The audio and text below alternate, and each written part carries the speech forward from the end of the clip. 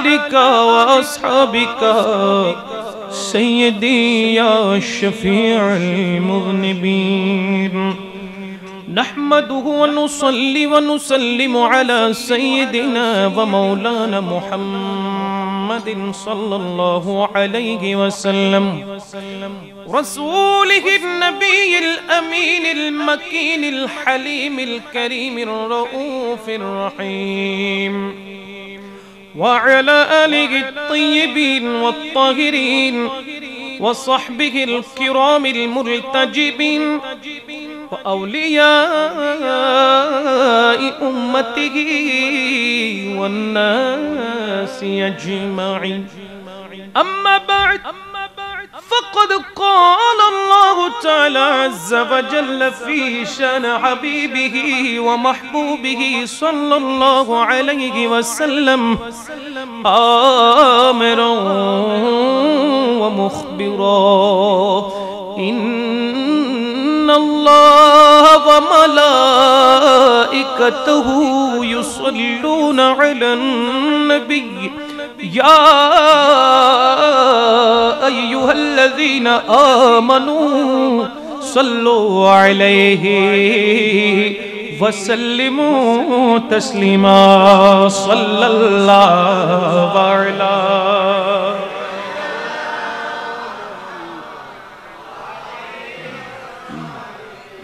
صلاة يا رسول الله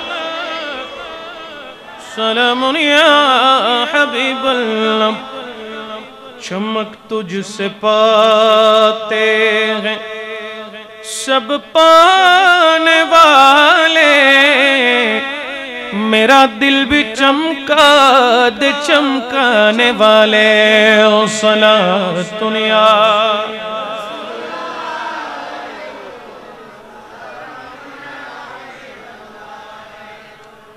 أعوذ بالله من الشيطان الرجيم بسم الله الرحمن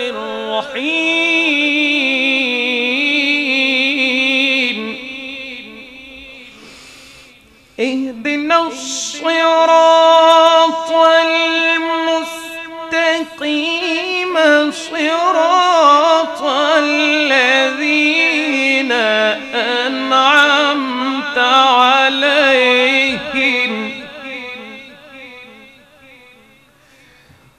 غير المغضوب عليهم ولا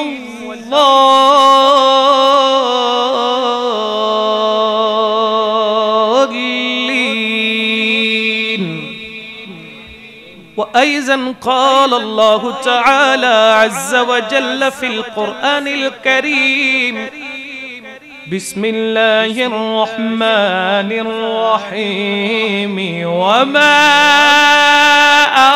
أرسلناك إلا رحمة للعالمين صدق الله المولانا العظيم وصدق رسوله النبي الحبيب الكريم ونحن على ذلك لمن الشاهدين والشاكرين والحمد لله رب العالمين رب صل وسلم وبارك عليه আমার জীবন মরণ সাজাবো মদনী রঙে আমার জীবন মরণ মাশাআল্লাহ মদনী সে রঙে রঙিন হলে আল্লাহ রাসূল খন্না মুহাব্বত সে রঙের রঙিন হলে আল্লাহ রাসূল থাকবে আমার সঙ্গে আমার জীবন মরণ মদনী রঙে আমার জীবন মরণ মদনী রঙে সেই রঙে রেঙেছিল নবীর সব সহচর হযরত আবু বকর ওমর উসমান হায়দার সেই রঙে রেঙ্গেছিল নবীর সব সহচর হযরত আবু বকর ওমর উসমান হায়দার হযরত আবু বকর ওমর উসমান হায়দার জীবন মরণ সপে ছিল জীবন মরণ সপে ছিল নবীর প্রেমের গঙ্গে আল্লাহ রাসূল থাকবে আমার আল্লাহ রাসূল থাকবে আমার সঙ্গে আমার জীবন মরণ সাজাবো আয় আমার জীবন মরণ সাজাবো মদনী রঙে এই অধমের মনে প্রাণে একটি আকাঙ্ক্ষা উড়াবো সারা বিশ্বে নবীর রঙের পতাকা এই অধমের মনে প্রাণে একটি আকাঙ্ক্ষা উড়াবো সারা বিশ্বে নবীর রঙের পতাকা ওই পতাকা জড়াবো ওই পতাকা জড়াবো আমারই অঙ্গে আল্লাহ রাসূল থাকবে আমার জীবন মরণ সাজাবো মদনী রঙে আমার জীবন মরণ সাজাবো মদনী রঙে সে রঙে রঙিন হলে আল্লাহ রাসূল থাকবে আমার সঙ্গে আমার জীবন মরণ মদনী রঙে আমার জীবন মরণ সাজাবো মদনী রঙে আমার জীবন মরণ সাজাবো মদনী রঙে মোহাব্বতের আওয়াজে বলেন আলহামদুলিল্লাহ একবার বলেন আল্লাহু আকবার এবার দুই হাতকে উপরে তুলে বলেন ইয়া রাসূলুল্লাহ মাশাআল্লাহ আরেকবার বলেন ইয়া রাসূলুল্লাহ আরেকটু মোহাব্বতের আওয়াজে ইয়া রাসূলুল্লাহ আল্লাহ আমাদের বৈঠককে কবুল করুন আসসালামু আলাইকুম ওয়া রাহমাতুল্লাহি ওয়া বারাকাতুহু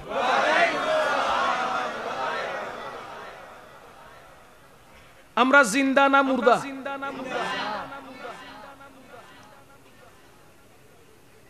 জিন্দা জিন্দা জিন্দা কতক্ষণ যতক্ষণ রু আছে ততক্ষণ রু না থাকলে মুর্দা রু না থাকলে এখন এখানে অনেকে বসে আছেন কলিমুল্লাহ সলিমুল্লাহ আব্দুল্লাহ আব্দুর রহমান আছে না নাই কতক্ষণ আছে বলো যতক্ষণ জিন্দা আছে রু শেষ নাম ভুলে গিয়ে বলতেছে মুর্দা মরহুম ঠিক কিনা বলেন যতক্ষণ জিন্দা ততক্ষণ আমল জিন্দা সেটা নেক হোক সেটা বদ হোক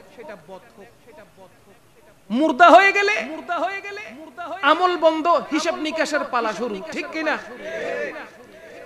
তাই জিন্দা থাকা অবস্থায় ঠিকানাটা জান্নাত করে তারপর দুনিয়া থেকে বিদায় হতে হবে দুনিয়ায় থাকা অবস্থায় আপনার কর্মগুণে আপনি কোন জায়গায় যাবেন ঠিকানা কোথায় হবে সেটা নির্ধারিত হবে আপনার কর্মের উপরে ভালো কর্ম করলে ভালো ফল পাবেন খারাপ কর্ম করলে খারাপ পাওয়া যাবে কেননা কোরআনের ভাষায় আল্লাহ বলছেন বিসমিল্লাহির রহমানির রহিম ফামান ইয়ামাল মিসকালা যাররাতিন খায়রান ইয়ারা ওয়া মান ইয়ামাল মিসকালা যাররাতিন শাররান ইয়ারা আল্লাহ পাক রব্বুল আলামিনের দরবারে একদম অনুকণা পরিমাণ আমল করলে ভালো কাজ করলে সেটার হিসাব আল্লাহর দরবারে হবে খারাপ কোনো কিছু করলে একদম ন্যূনতম খারাপ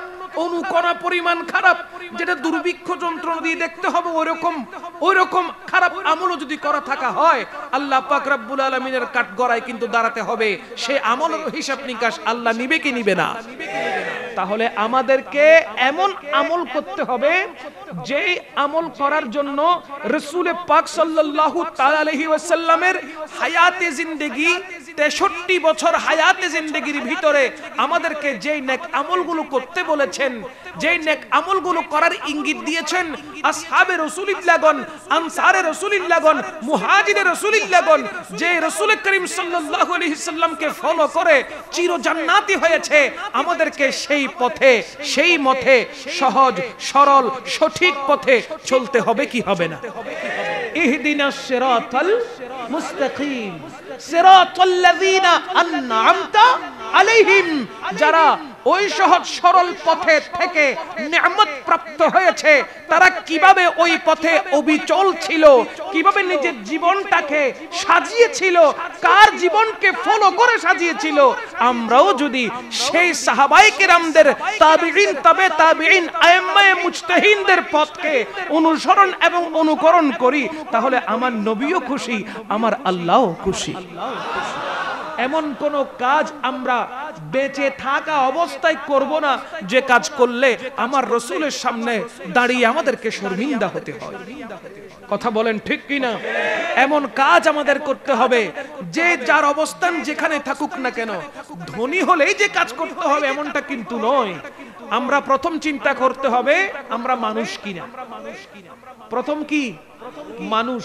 মানুষ হিসেবে মানুষের ভিতরে মনুষ্যত্ব যখন জাগ্রত হয়ে যাবে, তখন ওই মানুষ মনুষ্যত্ব গুণে খারাপ কাজ কখনো সে করতে পারে না।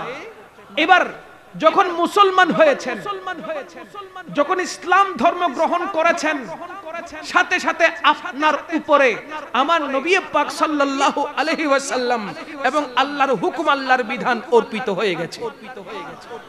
ঈমান মজবুত রাখা, ঈমানের পাশাপাশি আমলগুলোকে ঠিক রাখা, নামাজ, রোজা, হজ, যাকাত এইগুলো ঠিক রাখা, সদা সত্য কথা বলা, মিথ্যা না বলা, ধোঁকাবাজি না করা, বাটপারি না করা, চিটারি না করা, মানুষকে কষ্ট না দেওয়া, মানুষকে আঘাত না করা, সব সময় আল্লাহর মকবুল ওলি, আল্লাহর মকবুল ওলিদের ধারস্থ হয়ে যারা যারা আল্লাহর মকবুল ওলি হওয়ার জন্য যে পথ বেছে নিয়েছেন, সেই পথ বেছে নিয়ে জীবনটাকে অতিবাহিত যদি করা যায়, তাহলে মনে করবেন দুনিয়ায় থাকা অবস্থায় আপনি সফল হয়েছেন। সফল হওয়ার জন্য সুপথে চলতে হবে, কুপথে নয়। কোন পথে চলতে হবে? সুপথে, কুপথে নয়। সুতরাং আমরা সব সময় চেষ্টা করব রাসূল করিম সাল্লাল্লাহু আলাইহি ওয়াসাল্লামের দেখানো পথে চলতে।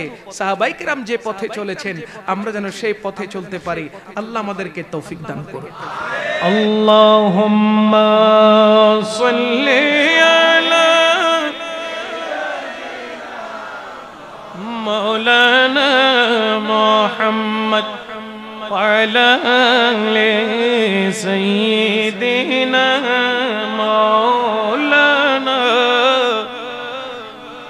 ইচ্ছা করলে জানের নবী থাকতে পারতেন আরশে, উম্মতেরি মায়ায় পড়ে শুয়ে আছেন মদিনায়। আল্লাহুম্মা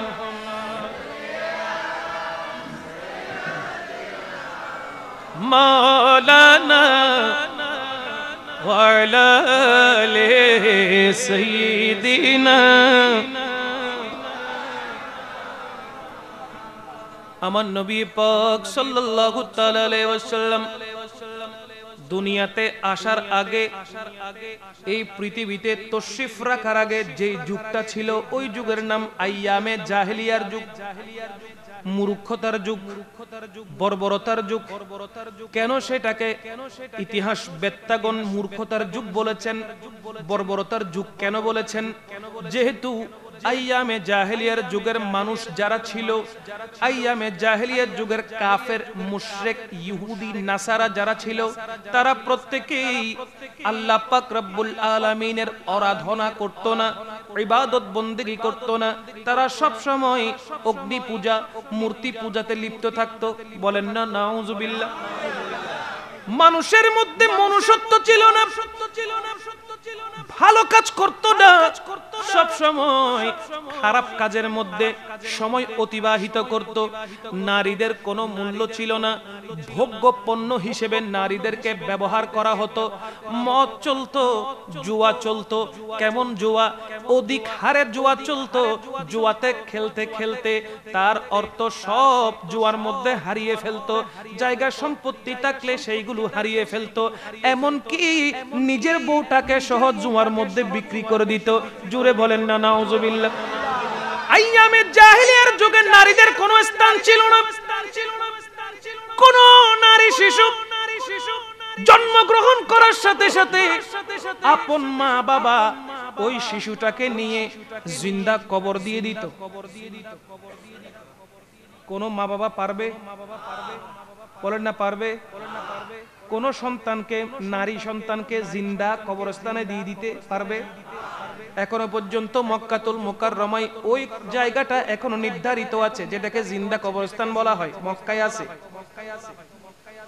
আইয়ামে জাহেলিয়ার যুগে নারীদেরকে জীবন্ত অবস্থায় কবরে দিয়ে দেওয়া হতো একটা মাত্র কারণ, কোন পরিবারে কোন ঘরের মধ্যে যদি কোন নারী জন্মগ্রহণ করত তখন তাকে অপয়া মনে করা হতো। নাউজুবিল্লাহ বলেন না। নারীকে কি মনে করা হতো? অপয়া, দুর্ভাগা পরিবার মনে করা হতো। নারীদেরকে কোন নারী যদি বড় হয়ে যায়, উটের সাথে ঘোড়ার সাথে লাগামের সাথে ওই নারীটাকে বেঁধে দিয়ে উটকে ছেড়ে দেওয়া হতো, লাঠি দিয়ে পেটা হতো, উট দৌড়াইতো। এবার নারী দৌড়ে পারতো না, উট দৌড়াইতো মরুভূমির মধ্যে। নারীর শরীর মরুভূমির বালির সাথে টানা হেঁচড়া করতে করতে নারীর শরীর দেহ থেকে ছুটে যেত, চামড়া খসে যেত। নাউজুবিল্লাহ বলেন। নারীদেরকে এইভাবে কষ্ট দেওয়া হতো। না মায়ের চিহ্ন ছিল, না বোনের চিহ্ন ছিল, না স্ত্রীর চিহ্ন ছিল, না খালার চিহ্ন ছিল, না চাচির চিহ্ন ছিল। যদি কোন পরিবারে সন্তানের বাবা যদি মারা যেত, তাহলে ওই সন্তান নিজের শরীরের জামা যদি মায়ের দিকে নিক্ষেপ করে দিত, মায়ের গায়ে যদি ওই জায়গা ওই জামা যদি লাগতো, সাথে সাথে ওই সন্তান মাকে বিয়ে করে নিত। এত আসতে বললেন? ওই যুগে বোনের কোনো চিহ্ন ছিল না, স্ত্রীর কোনো মর্যাদা ছিল না। এত বর্বর ওই যুগ। সামাজিক অবক্ষয় ছিল, রাষ্ট্রীয় কোনো প্রশাসন ছিল না। এত বেশি খারাপ যুগ ছিল, যেই যুগটাকে বলা হয় আইয়ামে জাহেলিয়ার যুগ। এবার আল্লাহ পাক রব্বুল আলামিন গোটা বিশ্ববাসীর উপরে দয়া করে, গোটা আলমের উপরে দয়া করে আমার আল্লাহ 12ই রবিউল আউয়ালে সুবহে সাদিকে হায়াতুন নবী, জিন্দা নবী, নূরুন নবী, নবী মুহাম্মদুর রাসূলুল্লাহ সাল্লাল্লাহু আলাইহি ওয়াসাল্লাম কে দুনিয়ায় পাঠিয়ে দিয়েছে। নূর वाला आया है, नूर लेकर आया है, सारे आलम में ये देखो कैसा नूर छाया है। अस्सलातु अलैका, দুই হাত উপরে তুলে আসসালাতু।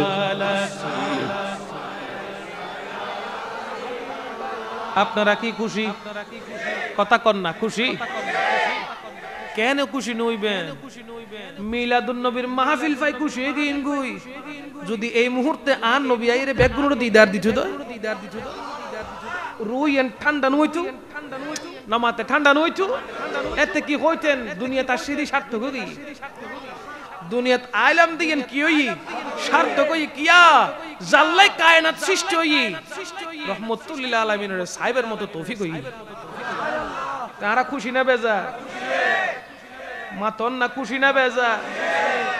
এবার আর নবীর একখানা মুহাব্বত লবি একগুণ সালাম দন আসসালাতু ওয়াসসালামু আলাইকা ইয়া রাসূলুল্লাহ আসসালাতু আলাইকা ইয়া হাবিবাল্লাহ সরকার কি আমদ মরহবা ও দিলদার কি আমদ মরহবা মন্তার কি আমদ মরহবা হুজুর কি আমদ মরহবা পুর নূর কি আমদ মরহবা আসসালাতু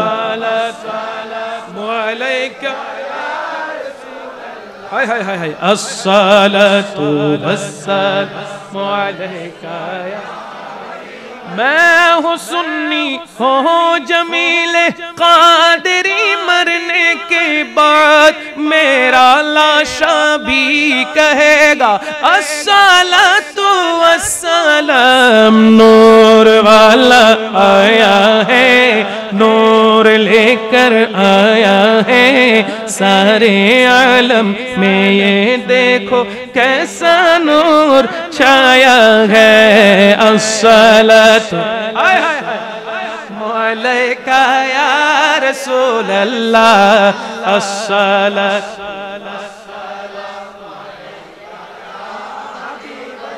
আমার নবী আসাতে গোটা কায়নাত খুশি হয়ে গেছে আমার নবী আসাতে গোটা জগৎ খুশি হয়েছে আমার নবীর নামের স্লোগান ধরেছে ইয়া রাসূলুল্লাহ ইয়া হাবিবাল্লাহর ধ্বনি চতুর্দিক থেকে উচ্চারিত হয়েছে শুধু তাই নয় আমার নবীর দাদাজান খাজা আব্দুল মুত্তালিব তিনি ছিলেন কাবাগরের মুতাওয়াল্লি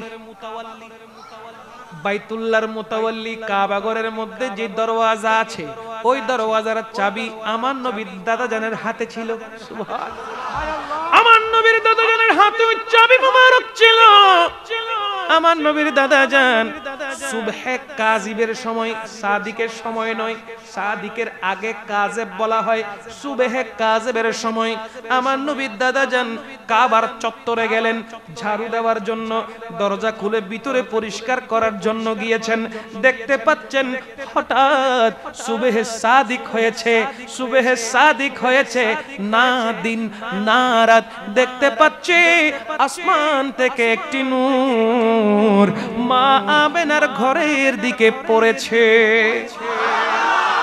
খাজা আব্দুল মুত্তালিব বলে আমি দেখতে পেলাম আল্লাহর ঘর কাবা যে কাবার ভিতরে 360 খানা মূর্তি ওই 360 খানা মূর্তি হঠাৎ দেখতে পেলাম থর থর করে কাঁপা আরম্ভ করে দিয়েছে মূর্তিগুলো ভেঙে ভেঙে পড়ে যাচ্ছে কোন দিকে মূর্তিগুলো কাবার ভিতরে ছিল মূর্তিগুলো থরথর করে কাঁপতে কাঁপতে ভেঙে ভেঙে পড়ে যাচ্ছে কেউ আঘাত করছে না কেউ কোনো লাঠি দিয়ে আঘাত করছে না হঠাৎ ওই মূর্তিগুলো ভেঙে ভেঙে পড়ে যাচ্ছে দেখতে পেলেন খুদ কাবা মা আমেনার ঘরের দিকে রুকু হয়ে আছে মা আমেনার ঘরের দিকে কাবা যদি রুকু হয়ে থাকে মূর্তিগুলো আর ঠিক থাকবে থরথর করে কাঁপতে কাঁপতে মূর্তিগুলো ভাঙা আরম্ভ হয়ে গেছে এবার কাবা আস্তে আস্তে করে নাচানাচি আরম্ভ করে দিয়েছে খাজা আব্দুল মুত্তালিব জিজ্ঞাসা করে কাবারে তুমি এত নাচো কেন এত খুশি হয়েছো কেন খাজা আব্দুল মুত্তালিবের প্রশ্নের জবাবে কাবা বলে ওগো খাজা আব্দুল মুত্তালিব দেখো দেখো আমেনার ঘরে আমার আল্লাহ রাহমাতুল লিল আলামিনকে পাঠিয়ে দিয়েছে দেখো রাহমাতুল লিল আলামিন চলে এসেছে যার কারণে আমি কাবা খুশি হয়ে গেছি কারণ এতদিন পর্যন্ত আমি কাবার ভিতরে মাটি পূজা হয়েছে মূর্তি পূজা হয়েছে অগ্নি পূজা হয়েছে নবীজি এসেছেন সমস্ত পূজা এখন বন্ধ হয়ে যাবে আমি কাবা পবিত্র হয়ে যাব এখন আর মূর্তি পূজা চলবে না এখন চলবে আল্লাহর ইবাদত রুকু চলবে আর সিজদা চলবে আমি কাবাকে আমার নবী দুনিয়ায় এসে পবিত্র করে দিয়েছে কাবে কি রৌনক काबे का मंजर, काबे की रौनक, काबे का मंजर। अल्लाहु अकबर, अल्लाहु अकबर, अल्लाहु अकबर, अल्लाहु अकबर। देखे तो देखूं जाओ बराबर, देखे तो देखूं जाओ बराबर। अल्लाहु अकबर, अल्लाहु अकबर, अल्लाहु अकबर, अल्लाहु अकबर। बोलें ना सुभान अल्लाह।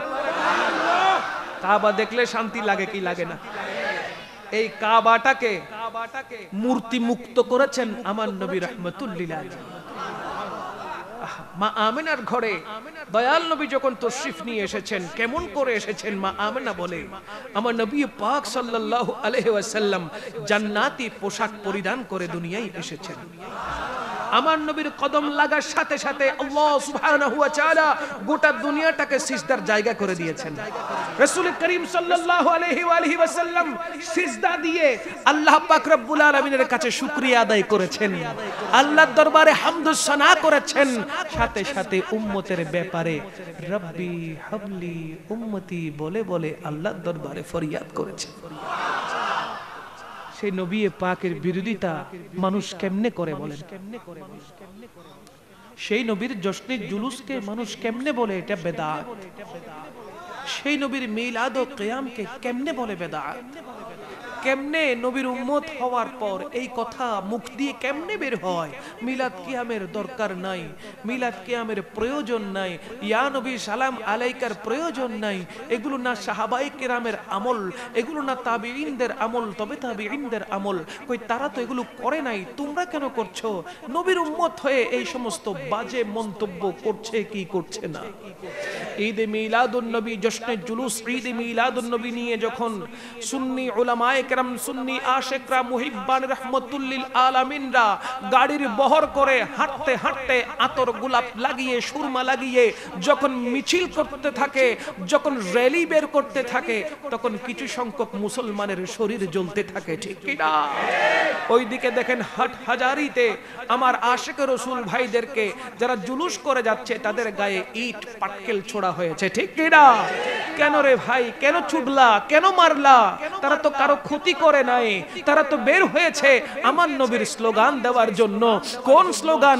নারায়ে রিসালাত ইয়া রাসূলুল্লাহ, নারায়ে রিসালাত ইয়া রাসূলুল্লাহ, নারায়ে রিসালাত ইয়া রাসূলুল্লাহ।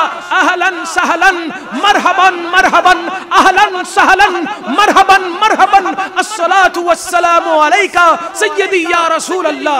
এই স্লোগান দেওয়ার জন্যই তো বের হয়েছে। জশ্নে জুলুসে ঈদে মিলাদুন নবী পালন করার জন্য, খুশি উদযাপন করার জন্য তারা বের হয়েছে।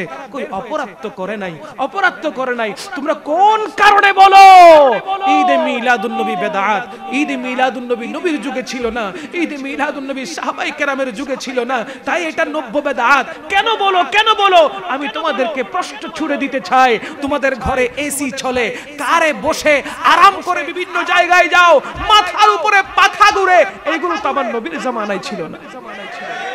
বিমানে চলাফেরা করছো, হেলিকপ্টারে চলাফেরা করছো, এক জায়গা থেকে অপর জায়গায় যাওয়ার জন্য কার মাইক্রোবাস ব্যবহার করছো, তো এগুলো তো আমার নবীর জামানায় ছিল না। ছিল ছিল আমার নবীর জামানায় ছিল না, তো এখন এগুলো আছে না নাই? উপভোগ করছি কি করছি না? সবকিছু উপভোগ করছি। যে মোবাইল ফোন দিয়ে কথা বলো, সেই মোবাইল ফোন তো আমার নবীর জামানায় ছিল না, এখন আছে না নাই? দুনিয়া ডেভেলপ হচ্ছে কি হচ্ছে না? আপডেট হচ্ছে কি হচ্ছে না? দিনের পর দিন, দিনের পর দিন, যুগের পর যুগ কত চমৎকার বিজ্ঞানীরা এত সুন্দর সুন্দর জিনিস আবিষ্কার করে দিচ্ছে। আগে চেরাগ বাতি জ্বালানো হতো, এখন লাইট চলে এসেছে, ঠিক কি না? কই তোমরা তো এগুলো ব্যবহার করা ছাড়ো নাই। নিজের বেলায় 16 আনা, নবীর বেলায় সারা নাও না, কথা বলেন ঠিক কিনা? আমরা নবীজিকে মোহাব্বত করি, রাসূল আরবি সাল্লাল্লাহু আলাইহি সাল্লামকে ভালোবাসি, মোহাব্বত করি। আরে তোমরা জিজ্ঞেস করো মিলাদুন নবী নবী করে নাই?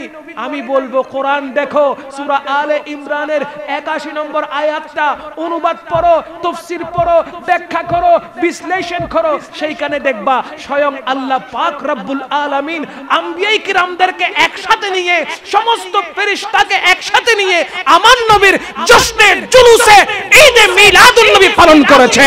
চিৎকার দিয়ে বলেন সুবহানাল্লাহ। মিলাদুন নবী আল্লাহ পালন করেছেন, আম্বিয়ায়ে কেরাম পালন করেছেন, ফেরেশতারা পালন করেছেন। ওনাদের মিলাদুন নবীটা ভিন্ন ছিল, ভিন্ন আঙ্গিকে ছিল। ফেরেশতা আমার রাসূলের উপর দরুদ পড়তে পড়তে আমার নবী পাকের মিলাদ করেছেন। আম্বিয়ায়ে কেরাম নবীজির প্রশংসা করতে করতে মিলাদ করেছেন। আল্লাহ সুবহানাহু ওয়া তাআলা আমার নবীর প্রশংসা করতে করতে মিলাদ করেছেন। আমরাও আমার নবীর প্রশংসা করি, ঠিক কি না? খানার কোনো অভাব থাকে না, জশ্নে জুলুসে খানার কোনো অভাব থাকে না।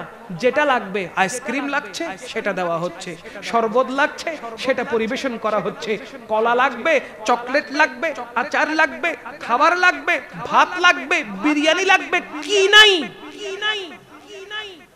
কি নাই? এই বছর 2025 সালে 1447 হিজরিতে ঈদে মিলাদুন নবী জশ্নে জুলুসে চট্টগ্রামের মধ্যে কম পক্ষে 1 কোটি আশিক রাসূল জুলুস করেছে। কত? 1 কোটি। যতই বিরোধিতা করছে ততই জুলুসের মধ্যে মানুষের সংখ্যা বেড়ে যাচ্ছে, আশিক রাসূলের সংখ্যা বেড়ে যাচ্ছে, অটোমেটিক্যালি বাড়ছে। রহমত করছে কে? দয়া করছে কে? আল্লাহ যেখানে দয়া করে সেখানের কমতি কেউ করতে পারে? আল্লাহ পাকের রহমত নিয়ে জশ্নে জুলুস পালিত হচ্ছে, হবে, কেউ বাধা দিয়ে আটকে রাখতে পারবে? তোমরা জ্বলতে থাকবে আশিক রাসূলুল্লাহ রহমত পেতে। একটু সামনের দিকে চলে আসেন, জায়গা হচ্ছে না, আশিক রাসূলুল্লাহ বসতে পারছে না। একটু জিকির করতে করতে আমরা সামনের দিকে চলে আসি। লা ইলাহা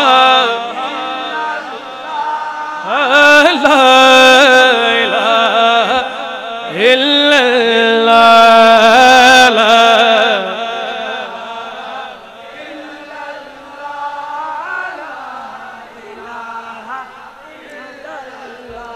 حسبي ربي جل الله ما في قلبي غير الله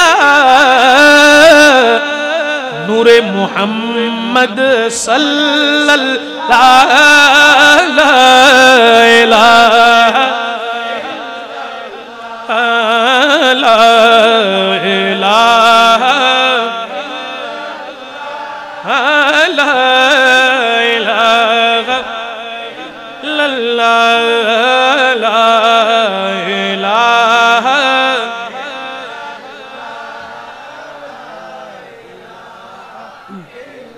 कौन मकाम है अल्लाह दोनों जहां में है अल्लाह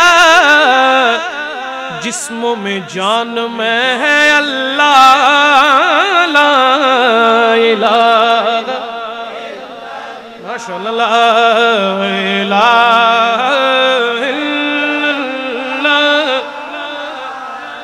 इलाहा ला इलाहा इल्लल्लाह मुहम्मदुर रासूलुल्लाह सल्लल्लाहु अलैहि वसल्लम। मोहब्बत आवाज একবার বলেন সুবহানাল্লাহ। আমার নবী পাক সাল্লাল্লাহু তাআলা আলাইহি ওয়াসাল্লাম সেই ছোটবেলা থেকে দোলনা থেকে শুরু করে, আমার নবীর জন্ম থেকে শুরু করে, একটু বলবো, খারাপ লাগতেছে? একটু শুনেন, বড় মজার কথা। আমার নবী পাক সাল্লাল্লাহু তাআলা আলাইহি ওয়াসাল্লাম যখন বয়স 2 থেকে 3 দিন, কত? 2 থেকে 3 দিন দুনিয়াবি বয়স যখন হলো, সৌদি আরবের মধ্যে এখনো পর্যন্ত ওই রেওয়াজ এখনো আছে। আমাদের বাংলাদেশের মতো নয়। বাংলাদেশের নবজাতক সন্তান দুনিয়ায় আসলে মায়ের বুক থেকে আর কোথাও দেওয়া হয় না, কিন্তু সৌদি আরবের মধ্যে এখনো আছে। কি? সন্তান জন্ম গ্রহণ করার পরে দুনিয়াতে আসার পরে একজন দুদুমা নির্ধারিত করা হয়, একজন দুদুমা নির্ধারিত করা হয়। আমার নবীর বংশ সমস্ত বংশের মধ্যে উর্দে, সুবহানাল্লাহ, কোরাইশ বংশ। আমার নবীর বংশ কোরাইশ বংশ, সমস্ত বংশের উর্দে। এখন যখন জানলো খ্বাজা আব্দুল মুত্তালিবের ঘরে, খ্বাজা আব্দুল্লাহর ঘরে, মা আমেনার ঘরে নবজাতক সন্তান, সুন্দর ফুটফুটে সন্তান দুনিয়াতে এসেছে, সুতরাং তার দুদুমা হওয়ার জন্য, যেহেতু বড় সন্তানের, বড় বংশের সন্তান এসেছে, ওনাকে দুগ্ধ পান করানোর জন্য দুধ মারা লাইন ধরেছে। বলেন না সুবহান। মা আমেনা দুনিয়াতে আমার নবী পাক সাল্লাল্লাহু আলাইহি ওয়াসাল্লাম এনেছেন, আর আমার নবীর দুদুমা কে হবে প্রতিযোগিতায় নেমেছেন আরবের রমণীরা। সুবহানাল্লাহ। দুদুমা কে হবে, কে হবে? অনেক লম্বা লাইন। এখন সবাই চিন্তায় পড়ে গেল, যেহেতু যাকে দুধ পান করানোর জন্য এসেছি তিনি পিতৃহারা, বাবাহারা। আমার নবী পাক দুনিয়ায় আসার আগে আমার নবী পাকের আব্বাজান দুনিয়া থেকে পর্দা মুবারক করেছেন, সুতরাং দুধমা যারা এসেছে সবাই চিন্তা করছে উনাকে যদি দুধ পান করানো হয়, বছর খানিক যদি রাখা হয়, দুধ পান করানো হয়, তাহলে তো টাকা পয়সা কিছুই পাবো না। কারণ কি? ওনার বাবা জিন্দা নাই, উনার বাবা জিন্দা নাই, তেমন কোনো টাকা পয়সা অর্থ করি নাই। সুতরাং সবাই চিন্তা করলো কোনো টাকা পাবো না, পয়সা পাবো না, সুতরাং আমরা এই দায়িত্ব নিতে পারবো না। ওই অবস্থায় অনেক দূর থেকে মা হালিমাতুস সাদিয়া ওনার স্বামী সন্তানদেরকে নিয়ে এসেছেন আমার নবীকে নিবেন বলে। সুবহানাল্লাহ। মা হালিমাতুস সাদিয়া ওনার স্বামীকে নিয়ে, সন্তানদেরকে নিয়ে আসলেন, দাঁড়িয়ে আছেন কখন ওনার পালা আসবে।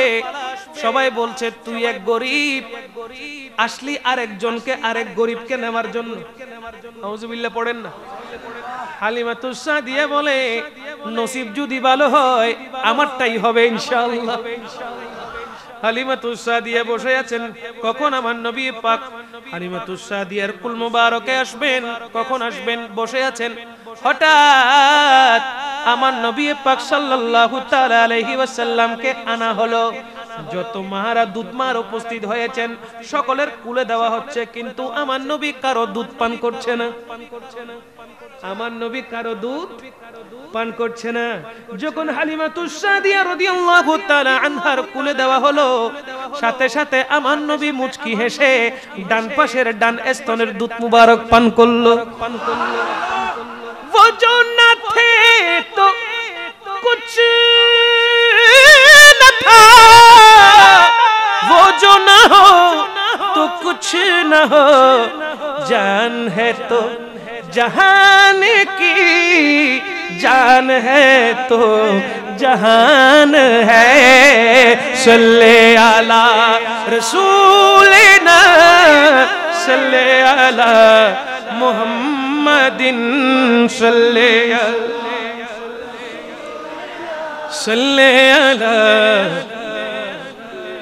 হালিমাতুস সাদিয়া এতক্ষণ পর্যন্ত অসুস্থতা বোধ করছিলেন, শরীর খারাপ লাগছিল।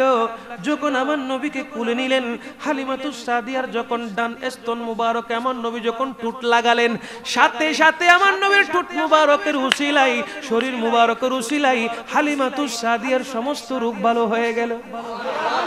এবার হালিমাতুস সাদিয়া বলে ওনার স্বামীকে গিয়ে বলতে লাগলো, ওগো আমার প্রাণপ্রিয় স্বামী, আপনার কাছে আমি কিছুই চাইবো না, এই সন্তানকে আমি দুধ পান করানোর জন্য অনুমতি দেন।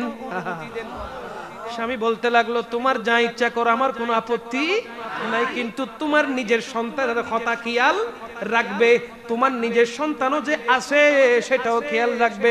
বলে আমি তো আমার সন্তানের কথা ভুলে গেছি, এই সন্তানের চেহারা এত সুন্দর, এই সন্তানের শরীর মুবারক এত সুন্দর, এত মুলায়ম, আমার কাছে যে সন্তান একটা আছে ওই সন্তানের কথা আমি ভুলে গেছি। আলা হযরত কি বলে, वो कमाले हुस्ने हुजूर है, वो कमाले हुस्ने हुजूर है के गुमाने नक्शे जहां नहीं, यही फूल खार से दूर है, यही शम्मा है के धुआं नहीं, সেজে সুন্দর তার শেষ কোথায় আসেনি কভু কল্পনায়, সে যে এমনই গোলাপ যাতে কাঁটা নাই, সে যে এমন প্রদীপ যাতে ধোঁয়া নাই, वो कमाले हुस्ने हुजूर है, सलातुनिया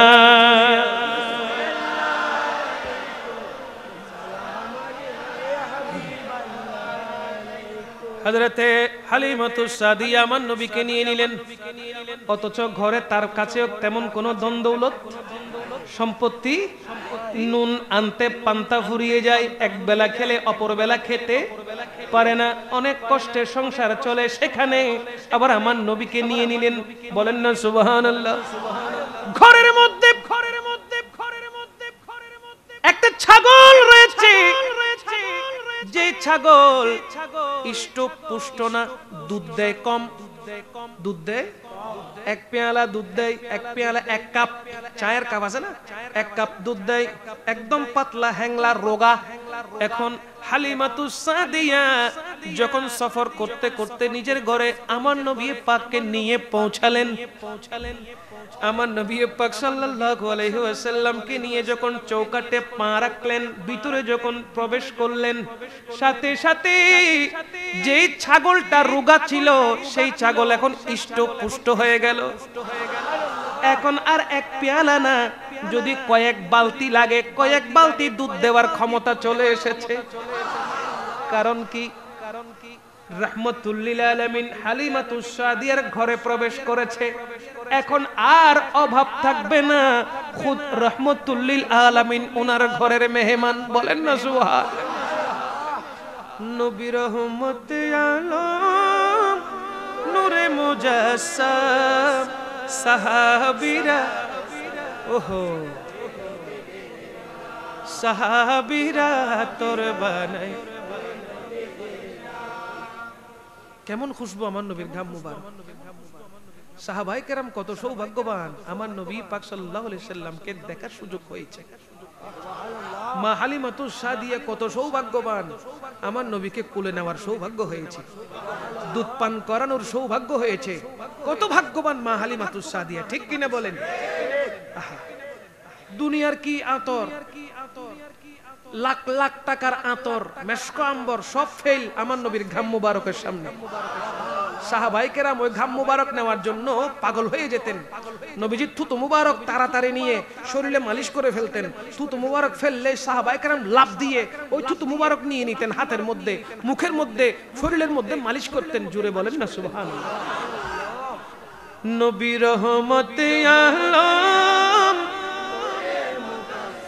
আরো জোরে, রহমতে আলম নূরে মুজাসসাম সাহাবীরা তোর বানাই, হাম সাহাবী চিনো মানো জানো কেমন আমার নবীজি, যাহার পাগল চন্দ্র সূর্য তারকারাজি, যাহার পাগল চন্দ্র সূর্য তারকারাজি, আরো শুনবানি সুন্দর কাহিনী, জান্নাতের রুমে রুমে লেখা নবীর নাম, জান্নাতের রুমে রুমে লেখা নবীর নাম। বলেন না সুবহানাল্লাহ।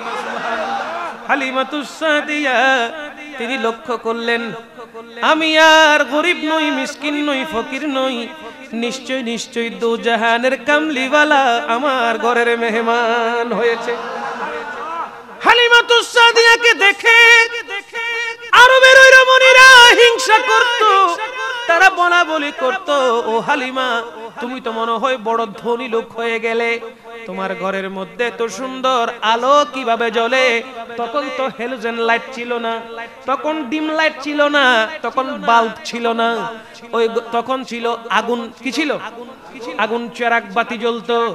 এখন মা হালিমাতুস সাদিয়ার বান্ধবীরা, প্রতিবেশীরা বলছে তোমার ঘরে আগুন তো জ্বলে না, এমন কোন লাইট তুমি নিয়ে এসেছো যেই লাইটের আলোয় তোমার পুরা ঘর আলোকিত হয়ে যায়?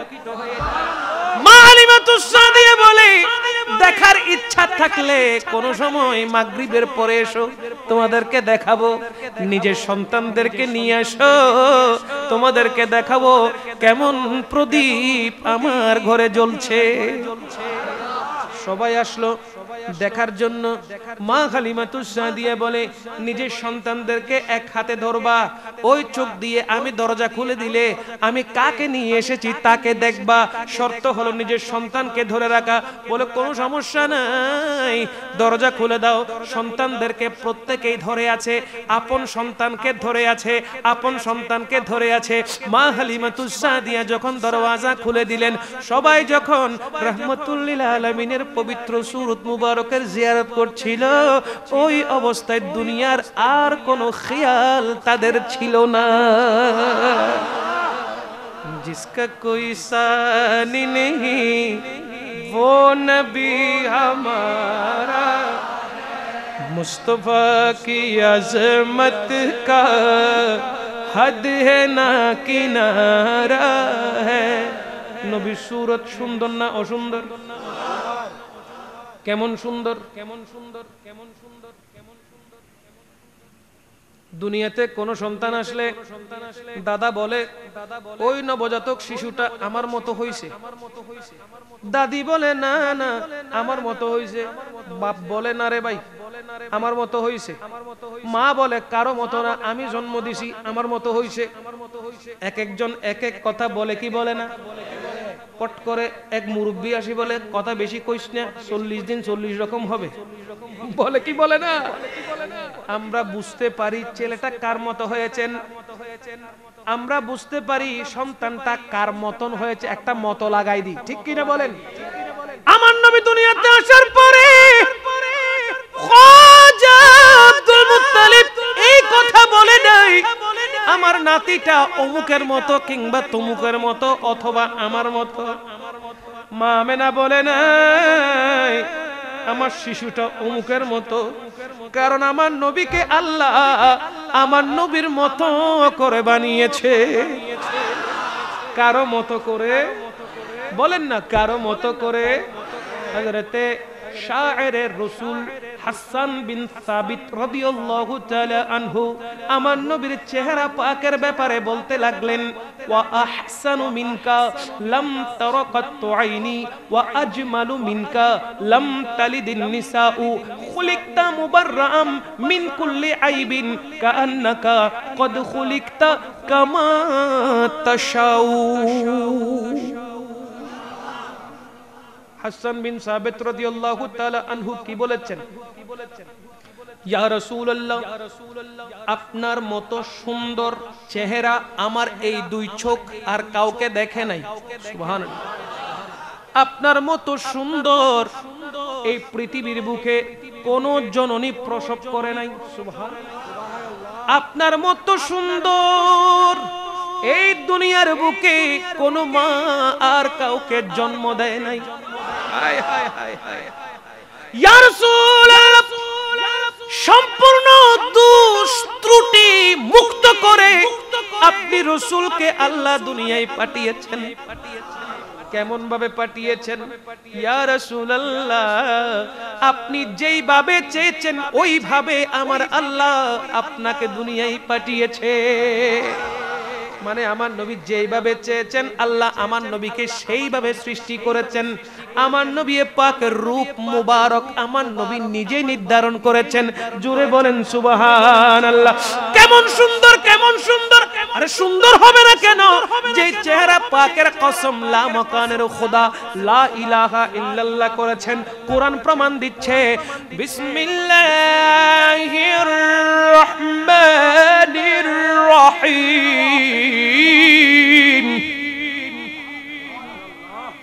সুবহানাল্লাহ ন কইবেন,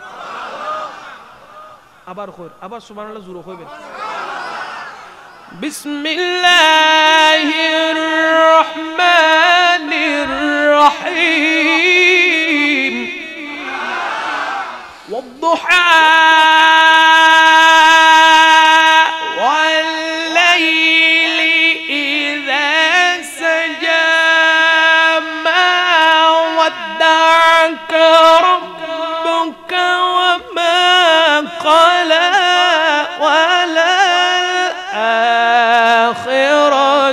خير لك من الأولى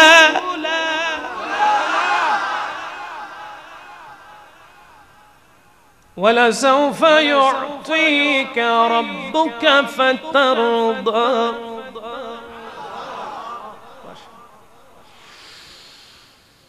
بسم الله الرحمن الرحيم بسم الله الرحمن الرحيم والضحى والليل إذا سجى ما ودعك ربك وما قلى وللآخرة خير لك من الأولى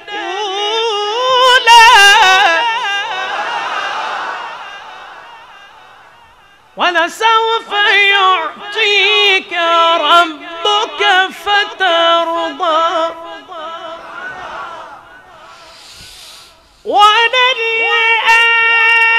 وللآخرة خير لك من الأولى ولسوف يعطيك ربك فترضى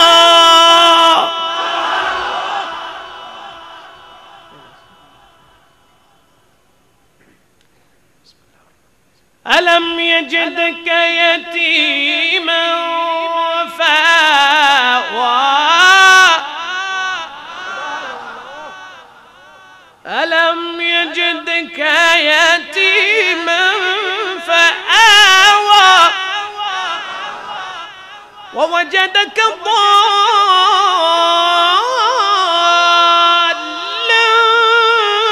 فهدى ووجدك عائلا فأغنى فأما اليتيم فلا تقهر وأما السائل فلا تنهر وأما بنعمة ربك فحدث কোরআনে আছে না নাই? সূরার নাম সূরা দুহা। সূরা কি? দুহা। মুফাসসিরিনে কেরাম এই সূরার তাফসীর করতে গিয়ে হযরত শেখ আল্লামা রাজি রাহমাতুল্লাহি আলাইহি উনি বলছেন নবী পাক সাল্লাল্লাহু আলাইহি ওয়াসাল্লামের ওই সূরতটা কেমন সূরত বয়ান করতে গিয়ে আল্লাহ সুবহানাহু ওয়া তাআলা বলছেন ওয়াদ-দুহা। ইয়া রাসূলুল্লাহ আপনার ওই সূরতের ওই চেহারার কসম। চেহারার কসম করছেন কে? সেই চেহারাকে সৃষ্টি করেছেন কে? আল্লাহ সৃষ্টি করেছেন এবং আল্লাহই কসম করছেন, ইয়া রাসূলুল্লাহ আমি আপনার সূরতের কসম করছি আমি আল্লাহ আপনাকে ভুলি নাই। বলেন না সুবহানাল্লাহ। তাহলে সূরতের কসম করছেন কে? মূল পয়েন্ট হলো ওই সূরত সুন্দর হবে না তো কোন সূরত সুন্দর হবে? যে সূরতের কসম করেন কে? বলেন না কে করে? শায়ের কত চমৎকার বলেছেন, তু শাহে খুবা তু জানে জানা, তু শাহে খুবা তু জানে জানা, है चेहरा उम्मुल किताब तेरा, ना बन सकी है ना बन सकेगा, ना बन सकी है ना बन सकेगा, मिसाल तेरी जवाब तेरा। তুমি রূপের রাজ তুমি জানের জান, তুমি রূপের রাজ তুমি জানের জান, তোমারি চেহারা ইয়াসিন ও কোরআন, হতে পারেনি কেউ তো হবে না তোমার উপমা তোমারি সমান। বলেন না সুবহানাল্লাহ। কোন মিসাল কোন উপমা? হযরত হালিমাতুস সাদিয়া বান্ধবীদেরকে সহ দেখাতে গিয়ে তারা নিজের সন্তানদেরকে যে নিয়ে এসেছেন সেই কথা ভুলে গেছে। আমার নবীর চেহারার প্রেমে পড়ে গেছে, আমার নবীর সূরতের দিকে তাকিয়ে আছে। বলেন না সুবহানাল্লাহ। আমার নবীর চেহারা আনোয়ারের জিয়ারত করছে আর বলছো, হালিমাতুস সাদিয়া এই সন্তানকে তুমি কোথায় পেলে যার আপাদ মস্তক থেকে নূর বের হচ্ছে? আল্লাহ কোরআনে কি বলেছেন? বিসমিল্লাহির রহমানির রহিম,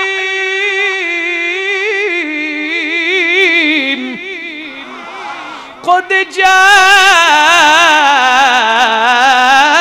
جاءكم من الله نور وكتاب مبين।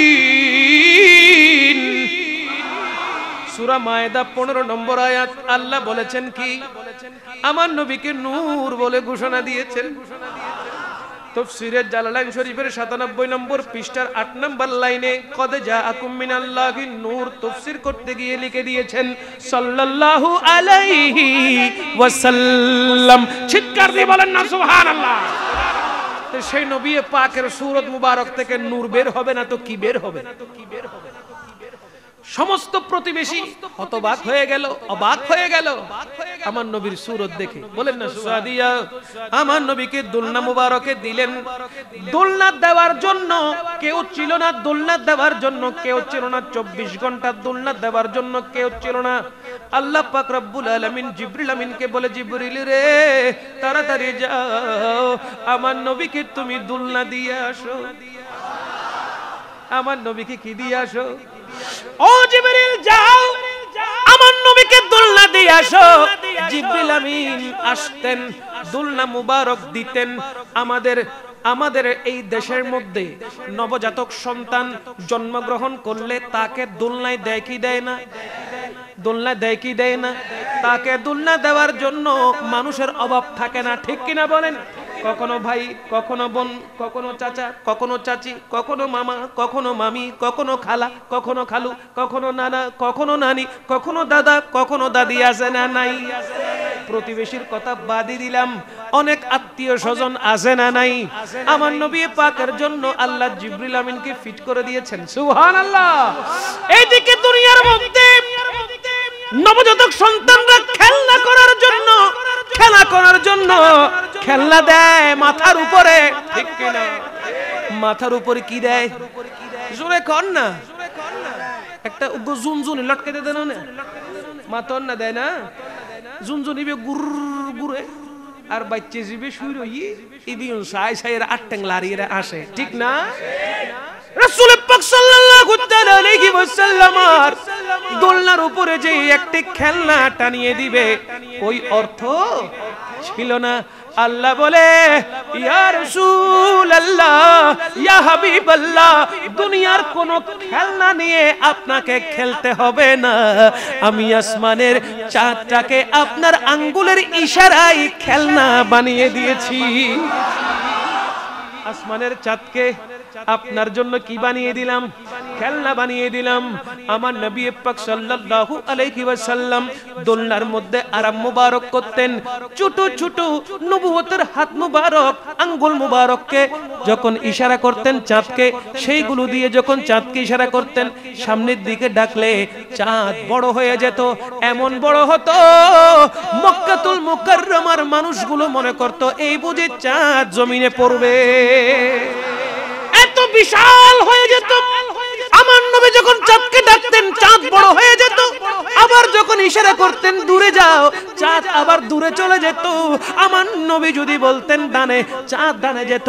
আমার নবী চাঁদকে বামে দিতে বললে চাঁদ বামে চলে যেত। তার মানে কি গোটা চাঁদটাকেই আমার নবীর আঙ্গুলের ইশারার খেলনা বানিয়ে দিয়েছে। বানাইছে কে? বলেন না, বানাইছে কে?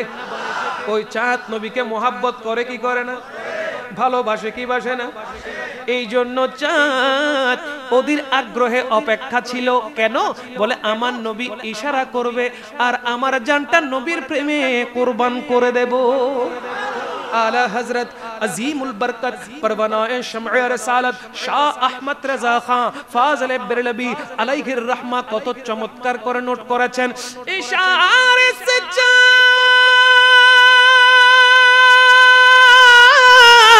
छिड़ दिया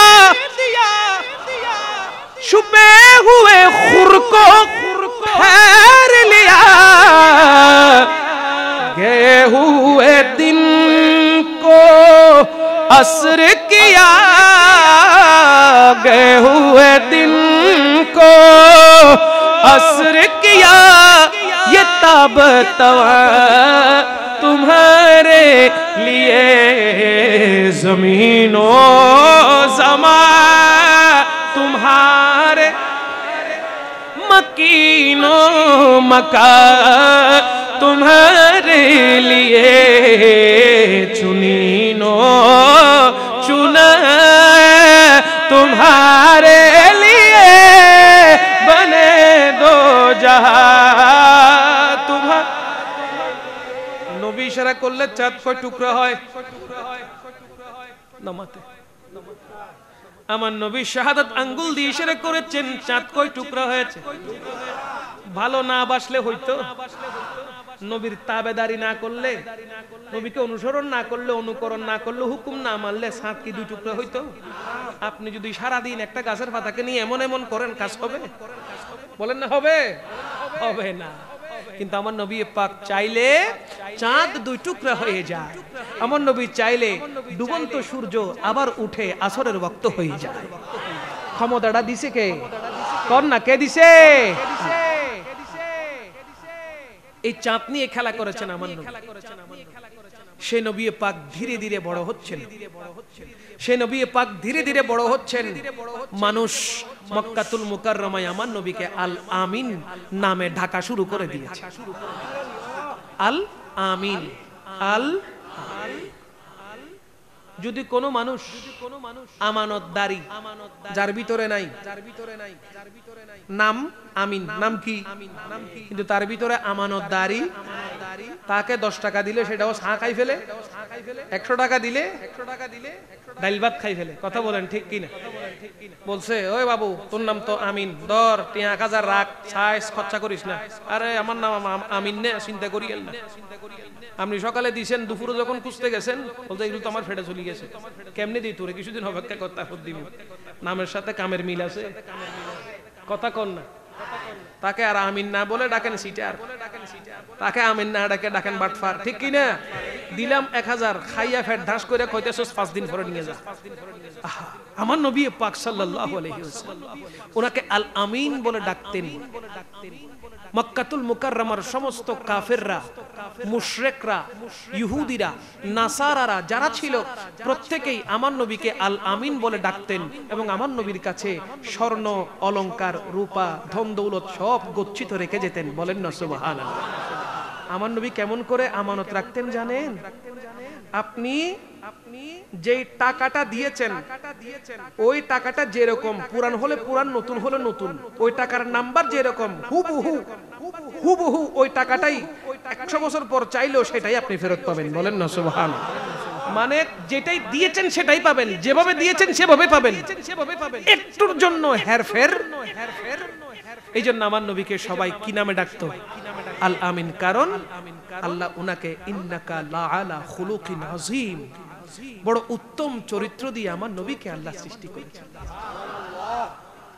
রাসূল পাক সাল্লাল্লাহু তাআলা আলাইহি ওয়া আলিহি ওয়াসাল্লাম যিনি আল আমিন হওয়ার পরে মানুষ উনাকে এমন ভাবে বিশ্বাস করত, আমার নবী বলে তোমরা আমাকে কেমন বিশ্বাস করো?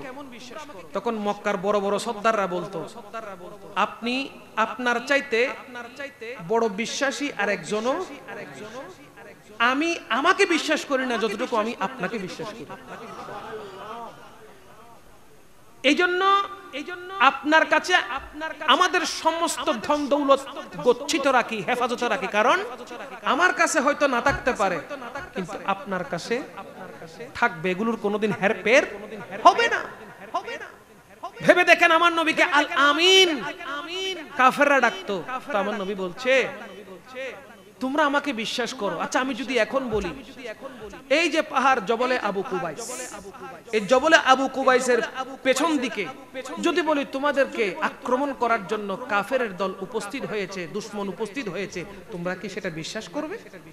সাথে সাথে মক্কা সর্দাররা আবু জেহেল, আবু লাহাব, উতবা, শেবা তারা বলছে যে তোমার মতো সত্যিবান আর একজনও হবে না, নিশ্চয় তুমি সত্য বলবে, নিশ্চয় তুমি হক বলবে, নিশ্চয় তুমি সত্যি কথা বলবে, আমরা তোমার কথাই বিশ্বাস করব। আমরা জানবো আমাদের শত্রুরা পাহাড়ের পেছনে অবস্থান করছে, কারণ তোমাকে আমরা কি করি? তুমি কোনোদিন মিথ্যা বলতে, তুমি কখনো মিথ্যা বলতে, যা বলো তা হক বলো, সত্য বলো, আমরা জানি তুমি সত্য বলছো, আমরা জানি তুমি সত্য বলছো। সাথে সাথে আমার নবী সমস্ত কাফেরদেরকে সামনে রেখে আমার নবী কালমার দাওয়াত দেওয়া শুরু করে দিয়েছেন। আমার নবী স্পষ্ট ভাষায় বলেছেন জেনে রাখো তবে তোমরা যখন আমাকে আল আমিন বলে জেনেছো তাহলে আমি রাসূল বলছি তোমরা মূর্তি পূজা ছেড়ে দাও, অগ্নি পূজা ছেড়ে দাও, সূর্য পূজা ছেড়ে দাও, মানুষের ভিতরে মনুষ্যত্বকে জাগ্রত করো। যেই খোদাকে তোমরা মানো সেটা তোমাদের খোদা নয়, এক আল্লাহকে মানো। কালমার দাওয়াত দিয়েছেন লা ইলাহা ইল্লাল্লাহু মুহাম্মাদুর রাসূলুল্লাহ, কালমার দাওয়াত দিয়েছেন আল্লাহ এক, আর কোনো দ্বিতীয় কেউ নাই, আর আমি নিজেই মুহাম্মাদুর রাসূলুল্লাহ সাল্লাল্লাহু আলাইহি ওয়াসাল্লাম আল্লাহর প্রেরিত রাসূল হয়ে দুনিয়াতে এসেছি, আমার এই কালমাটা তোমরা মেনে নাও। সাথে সাথে তারা পোল্টি খাইছে। কাফেররা কি মারছে? পোল্টি মারছে। কিরকম পোল্টি? বলে তুমি পাগল হয়ে গেছো। জোরে বলেন না নাউজুবিল্লাহ। আমার নবীকে কি বলেছে? পাগল বলেছে। মূলত তারাই পাগল যারা নবীকে চিনে নাই। কথা কন না ঠিক কি না? সেই যুগে আজ থেকে 1500 বছর আগে নবী পাককে কাফের, মুশরিক, ইহুদি, নাসারা চিনে নাই, আমার নবীকে পাগল বলে আখ্যায়িত করেছে। আর বর্তমানে তাদের উত্তরসূরি অনুসারী দুনিয়াতে আছে না নাই? তারা আমার নবীকে না চেনার কারণে ঈদে মিলাদুন নবীকে বেদাত বলছে। আমার নবীকে না চেনার কারণে ইয়া নবী সালাম আলাইকা, ইয়া রাসূল সালাম আলাইকা, মিলাদ ও কিয়ামকে বিদআত বলছে। কথা বলেন ঠিক কি না? অথচ আল্লাহ কোরআনে বলেছেন ইন্নাল্লাহা ওয়া মালাইকাতাহু ইউসাল্লুনা আলান নবী ইয়া আইয়ুহাল্লাযীনা আমানু সাল্লু আলাইহি ওয়া সাল্লিমু তাসলিমা ওয়া সাল্লিমু তাসলিমা। সুপ্রিম রেসপেক্ট দেওয়ার কথা স্বয়ং আল্লাহ কোরআনে হুকুম করে দিয়েছেন। কাদেরকে দিয়েছেন? আল্লাহ বলছেন আমি আমার নবীর উপরে ফেরেশতাদেরকে নিয়ে দরুদ পড়ি। ইয়া আইয়ুহাল্লাযীনা আমানু, হে ঈমানদারগণ তোমরাও আমার নবীর উপরে দরুদ পড়ো। কেমন দরুদ পড়ো? যত যত সম্মান দিয়ে, আদব দিয়ে, মুহাব্বত করে, সুপ্রিম রেসপেক্ট দিয়ে তোমরা আমার নবীর উপরে দরুদ পড়ো। চিৎকার দিয়ে বলেন না সুবহানাল্লাহ। আল্লাহু আকবার, আল্লাহু আকবার, ইয়া রাসূলুল্লাহ।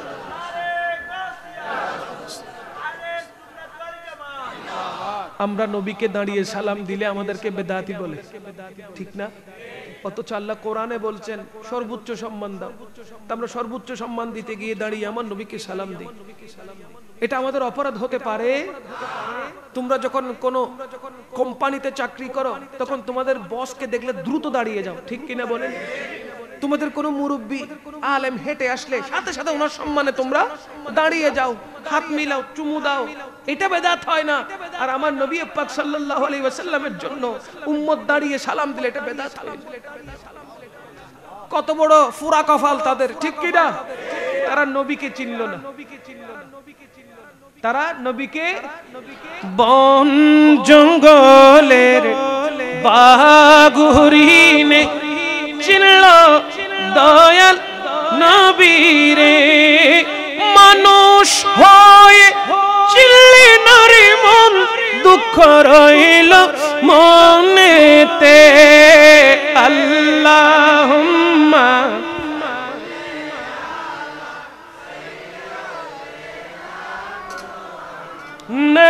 নবিয়িনা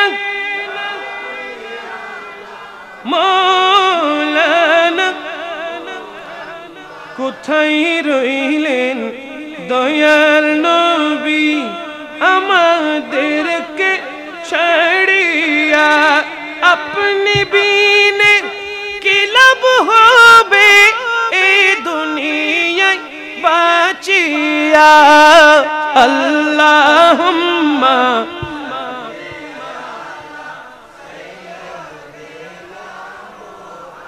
নবিয়িনা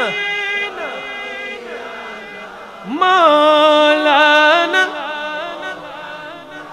আমার নবী পাক সাল্লাল্লাহু আলাইহি ওয়াসাল্লাম আমাদেরকে সভ্যতা শিখিয়েছেন, ঠিক না? আমাদেরকে সামাজিক ব্যবস্থা দিয়েছেন, রাষ্ট্রীয় ব্যবস্থা দিয়েছেন, পারিবারিক সুখ শান্তি কিভাবে আসে পারিবারিক শিক্ষা দিয়েছেন, ঠিক কি না? এগুলো সব আমার নবী পাক আমাদেরকে শিখিয়েছেন। আগেরকার যুগের মানুষ এগুলো জানতো? আমার নবী আমাদেরকে সভ্যতা শিখিয়েছেন। নবী পাকের কাছ থেকে আমরা সব শিখেছি, যেহেতু আল্লাহ পাক আমার নবীকে বুইস্তু মুআল্লিমান, শিক্ষক হিসেবে দুনিয়াতে পাঠিয়েছেন। নবী হলেন শিক্ষক। নবীজি কি শিক্ষক? আল্লাহ পাঠিয়েছেন নবীজিকে শিক্ষক বানিয়ে। আর নবীকে শিক্ষা দিয়েছেন কে? কোরআন। আল্লাহ বলছেন আর রহমান আল্লামাল কোরআন। কোরআন যিনি শিক্ষা দিয়েছেন আমার নবীকে, তিনি কে? রহমান বলেন, তিনি কে? রহমান। রহমান কার সিফত? আল্লাহর সিফত। আল্লাহ বলছেন আমি আমার নবীকে শিক্ষা দিয়েছি আর আমার নবীকে দুনিয়ায় পাঠিয়েছি শিক্ষক হিসেবে। জোরে বলেন না সুবহানাল্লাহ। এটা আবার অনেকের হজম হয় না। অনেকে বলে আমার নবীকে নিরক্ষর বলে, কি বলে না? সাবধান, যদি আমার নবীকে তোমরা নিরক্ষর বলো তাহলে আল্লাহর শিক্ষার উপরে প্রশ্ন চলে আসে, ঠিক কি না? তার মানে আল্লাহ ভালো করে শিখাই নাই, নবীকে নিরক্ষর করে দুনিয়ায় পাঠাইছে, এরকম হবে না? তো নবী তো নিরক্ষর নয়, নবীকে তো শিক্ষা দিয়েছেন কে? আল্লাহ। আল্লাহ যাকে শিখায় তাকে কম শিখায় নাকি বেশি শিখায়? আর কিছু কি বাকি থাকে? না, আর কিচ্ছু বাকি থাকে না। সুতরাং আল্লাহ আমার নবীর শিক্ষক যখন হয়েছেন, আমার নবীকে গোটা কায়নাতের সমস্ত ইলম আমার আল্লাহ দান করে পাঠিয়েছেন। রাসূল আরবী সাল্লাল্লাহু আলাইহি ওয়াসাল্লাম কোনটা হালাল কোনটা হারাম, হালাল এবং হারামকে ফরক করে বান্দাকে জানিয়েছেন, উম্মতকে জানিয়েছেন, যাতে উম্মত হালাল গ্রহণ করে হারাম যেন পরিত্যাগ করতে পারে। এখন তো সমাজে এমন অবস্থা হয়েছে, মদ, জুয়া এগুলো হালাল মনে করে বেধাসে খাচ্ছে। কথা বলেন ঠিক না? মদ হালাল না হারাম? এত আসতে বললেন। জুয়া হালাল না হারাম? সুদ হালাল না হারাম? ঘুষ হালাল না হারাম? এই হারাম কাজগুলো খাইতে বড় আরাম, ঠিক না? হারাম সব সময়ের জন্য হারাম, হালাল সব সময়ের জন্য। মনে রাখবেন, যে ব্যক্তি হালাল উপার্জন করবে এবং হালাল খাবে, হারাম খাবে না, হালাল উপার্জন করবে এবং হালাল খাবে, আল্লাহ পাক রব্বুল আলামিন তার কলবটাকে নূর বানিয়ে দিবে। বেশি দিন না, মাত্র 40 দিন। কয় দিন? 40 দিন ট্রাই করে দেখেন, এটা হাদিসে পাক। রাসূল আরবি সাল্লাল্লাহু আলাইহি সাল্লাম ইরশাদ করছেন, কোন ব্যক্তি 40টা দিন হালাল রুজি ইনকাম করবে এবং হালাল খাবে, হারাম পেটে ঢুকবে না এবং হারাম ইনকাম করবে না, আল্লাহ পাক তার কলবটাকে হালাল খাওয়ার কারণে মুনাওয়ার করে দিবে, নূরানি বানিয়ে দিবে। আপনারা সবাই জানেন, হযরতে বড় পীর আব্দুল কাদের জিলানী রাদিয়াল্লাহু তাআলা আনহুর আব্বাজান আবু সালে মুসা জঙ্গি দোস্ত রহমতুল্লাহি আলাইহি, তিনি তখন শাদিয়ে মুবারকা করেন নাই, সব সময় আল্লাহর ধ্যানে নিমজ্জিত থাকতো, সব সময় আল্লাহ পাক রব্বুল আলামিনের ধ্যানে মগ্ন থাকতো। একদিন ধ্যান করতে করতে করতে করতে না কোথায় খাবার, না কোথায় পানি, কোনো কিছুই নাই, শুধু ধ্যানে মগ্ন আছেন জঙ্গলের মধ্যে। হঠাৎ দীর্ঘদিন উপোস থাকার কারণে ওনার পেটে ক্ষুধা লেগেছে। এখন কি করবে, কোথায় যাবে? যখন নদীর পাশে গেল, তিনি দেখতে পাচ্ছেন একটি ফল নদী থেকে ভেসে ভেসে আসছে। ওই ফল আপেল হতে পারে অথবা নাশপাতি, আপেল অথবা নাশপাতি, দুই ধরনের ফল থেকে যে কোনো একদম, দুই ধরনের কথাই আসছে কিতাবে। ওই ফলটা নিয়ে বিসমিল্লাহ বলে খাওয়া আরম্ভ। খাওয়া শেষ করার পরে আল্লাহর শুকরিয়া আদায় করলেন। আবার যখন ইবাদতে মশগুল হতে যাবে, তখন আর ইবাদত করে কোনো শান্তি, বলেন না কোনো শান্তি, ইবাদত করে কোনো শান্তি পাচ্ছে না। চিন্তায় পড়ে গেলেন, এতক্ষণ পর্যন্ত, এতদিন পর্যন্ত ইবাদত করে রুহের মধ্যে যে মজাটা পেলাম, যে শান্তিটা পেলাম, এখন সেই শান্তি কেন পাচ্ছি না, কেন পাচ্ছি না? যখন চিন্তা করলেন তখন ইলহাম হলো, তুমি যার খাবার সমুদ্র থেকে, নদী থেকে কুড়িয়ে নিয়ে খেয়েছো, তুমি কি খাবারের মালিক থেকে অনুমতি নিয়েছো? যে ফলটা তুমি ভক্ষণ করেছো, ওই ফলের মালিক থেকে তুমি কি অনুমতি নিয়েছো? অনুমতি তো নাও নাই। তোমার ইবাদত করতে কে আল্লাহর দরবারে কবুল হবে? তুমি ইবাদত করে কিভাবে শান্তি পাবে? আগে তুমি ওই ফলের মালিকের কাছে যাও, যদি তিনি মাফ করে দেয়, আবার তুমি ইবাদত করে বড় শান্তি পাবে। আর এখন আমরা আমাদের নেক আমল কেমন জানেন? এবার আমাদের কথা বলি, আমাদের নেক আমল কেমন? আঙ্গুর কিনতে গেলাম, বদ্দা আঙ্গুর কত হইতে হইতে 2-4 গালা ভিতরে, ঠিক না?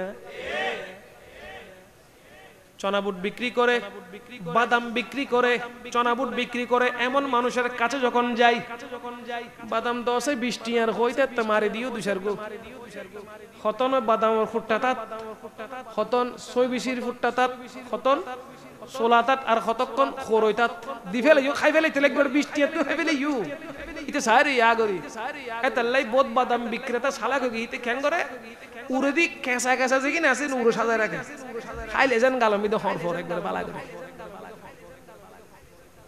আরা খাই ফেলে দি অনুমতি লই না, ইশানামাত অনুমতি লই না, নো লই। বাদাম বিক্রেতা যদি হয় আমি আপনিও করি, মাপ পাইব না। আঙ্গুর বিক্রেতা যদি হয় তাই মাপ নাও করি, মাপ পাইব না। তাইলে এখন তুন বাদাম কিনতাম গেলি, আঙ্গুর কিনতাম গেলি, আগা খাইয়ুম না কিন্নুম? আগা খাইয়ুম, আগে কিন্নুম। কিননোর পরে অনর ফুটটা জিবে দিব, এতুন অনর টেস্ট করো নেবা।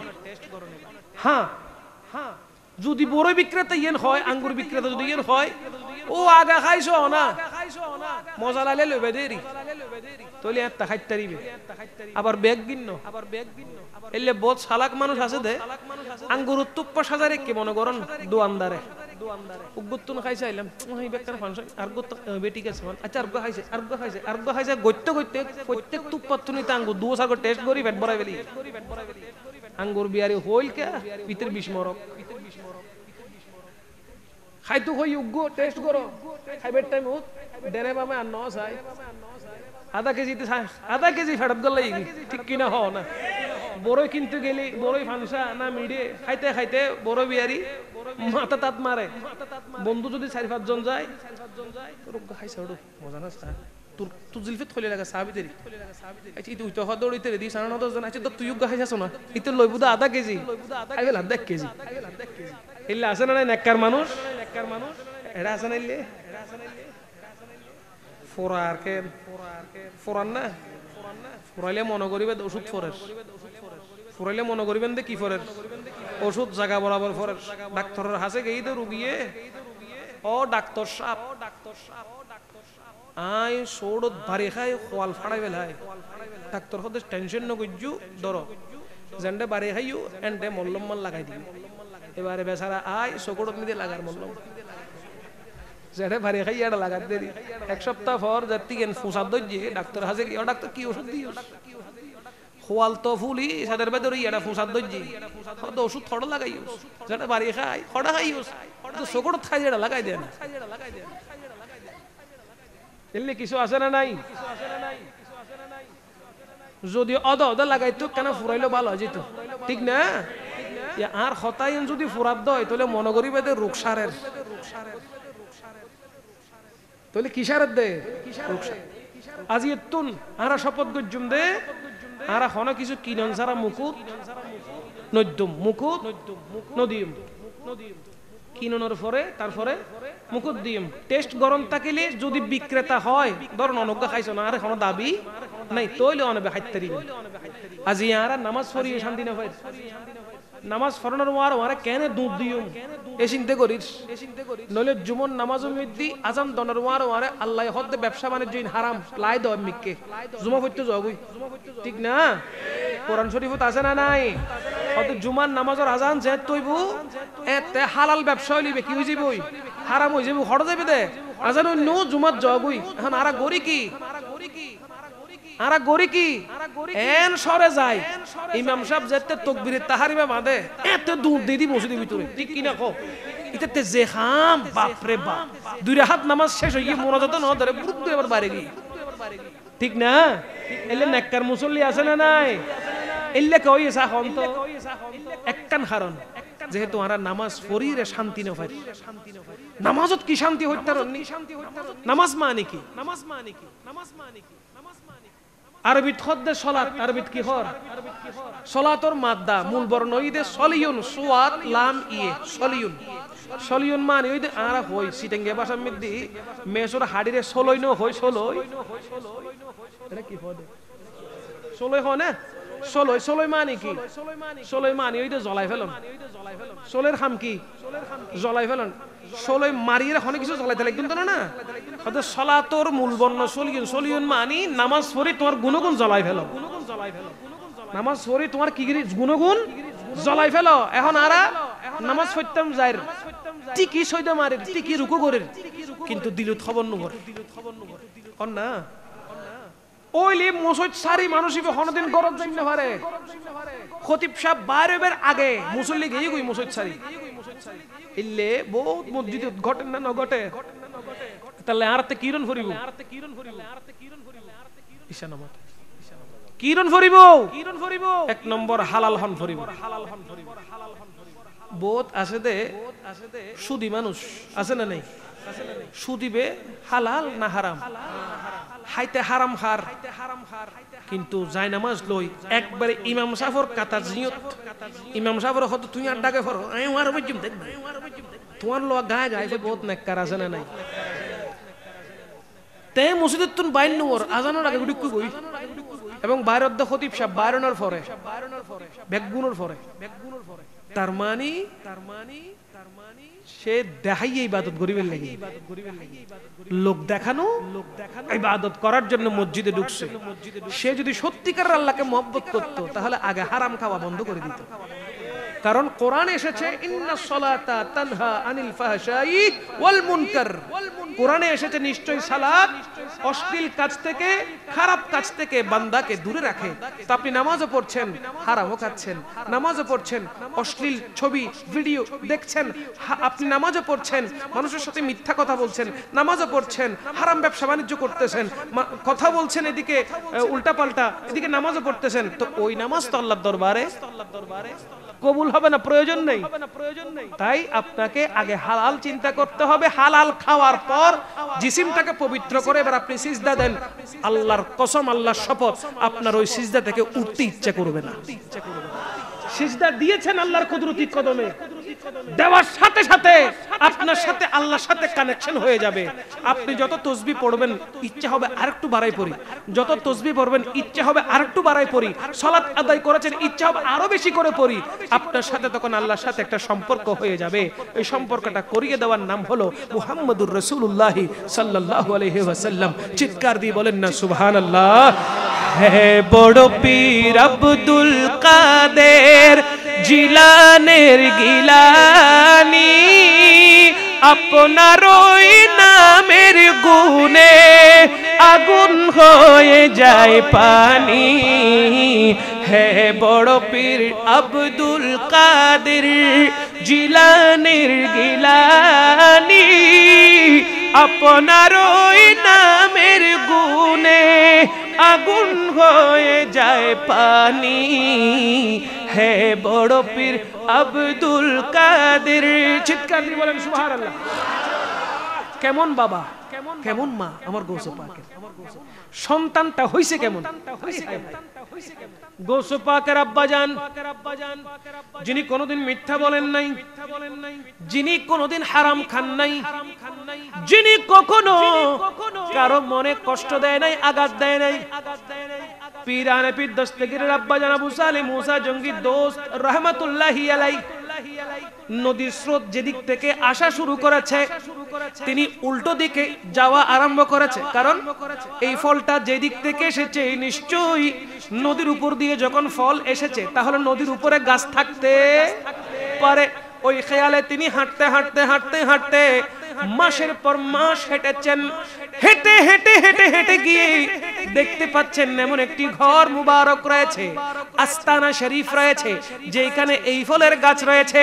কত পশু পাখি ওই গাছের ফল খাচ্ছে আর নষ্ট করছে। তিনি বুঝতে পারলেন নিশ্চয়ই এই গাছ থেকে কোনো পাখির আঘাতে এই ফল নদীতে ভেসে ভেসে এসেছে।